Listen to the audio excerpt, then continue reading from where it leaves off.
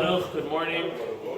We're going to mention a very important minhag which has been going on for generations and generations, and this is the minhag of kaparot. Kaparot is traditionally done Erev Yom Kippur, the eve of Yom Kippur. Traditionally, forever, kaparot was done with chickens, meaning that in every household, every male that would be in the household, a male chicken would be taken for and slaughtered on their behalf, that their death and their pain and suffering should have been ours, and we are putting ours onto the chicken, and not for us, B'ezrat Hashem, for the new year and for the atonement and the teshuvah.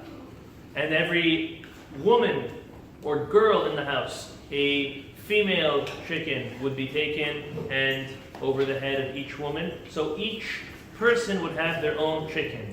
That's the way it was traditionally. If that wasn't able, a male chicken could be good for all the men, and then a female one for all the women. And then even it got down to one chicken is good for the whole kahal. Now, let's explain why nowadays, and this is what we do here in our Beit Knesset, we do it with money. We'll explain how that works and why we do that. There's two main reasons why. Firstly, Dina de Malchuta Dina, that if it's not permitted to be done in the city that you live in, you are not gaining anything by doing it.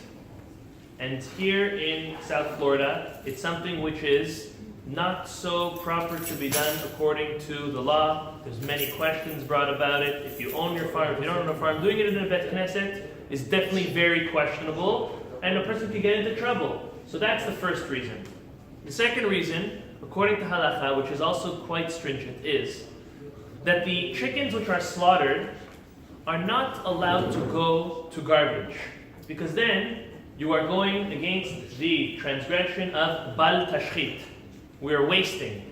It's a kosher chicken. It's a chicken that could definitely be eaten, but out of laziness, what do many people do? They slaughter it.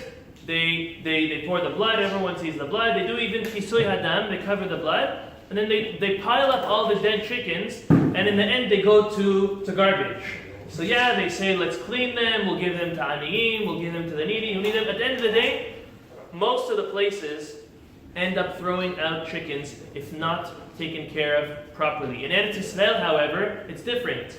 Very often, you'll take the chicken that was slaughtered on your behalf and you'll eat it. Now I know there's this spooky, mysterious thing, don't eat the chicken that you did kaparot on, but that's completely false. It's completely false to some people think, why am I going to eat the chicken that was slaughtered on behalf? It has all my sins. The chicken doesn't have your sins. Okay? Let's be honest. If you get rid of your sins, you don't have your sins.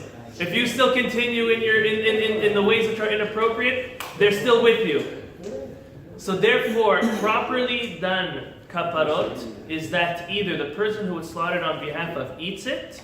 Obviously, you can't just eat it. You need to clean it, you need to skin it, you need to do melicha, you need to salt it, you need to eat it properly, or it's done for poor people. If kaparot are thrown out, we are losing the merit with all of the loss of the bal tashchit lo aleinu. So therefore, what is our minhag? Our minhag is we do it with money. We take money and we do the exact same thing. What amount of money should one take? The truth is you could be fulfilling this mitzvah with any amount of money for each person in your family. The best tradition, which would be proper, is to do the amount of what a chicken is worth per person, which is approximately $10 a person, $5 a person. It's anywhere between $5 to $10. Normally I say to do $10 per person in the household. If you want to give chai, you want to give 18, matuv manim. If you want to give 180 per person, again, all the money goes to poor people for the holidays, so it's good either way. But again, in the roundabouts of $10 per person, you come, if the whole family is with you, and we do instead of you, that's fine. But if not, just one person can come for the whole family and do it. So B'ezrat Hashem, Erev Yom Kippur, Friday morning, we will do it. If one cannot do it Friday morning for whatever reason, you can even do it any time this week, and definitely it counts for that mitzvah, which is a proper minhag. Mincha Arvit all week long will be at 6:55. 6:55 all week long. Selichot at 6 a.m., Shacharit at 7 a.m. Bezrat Hashem. Please continue with us.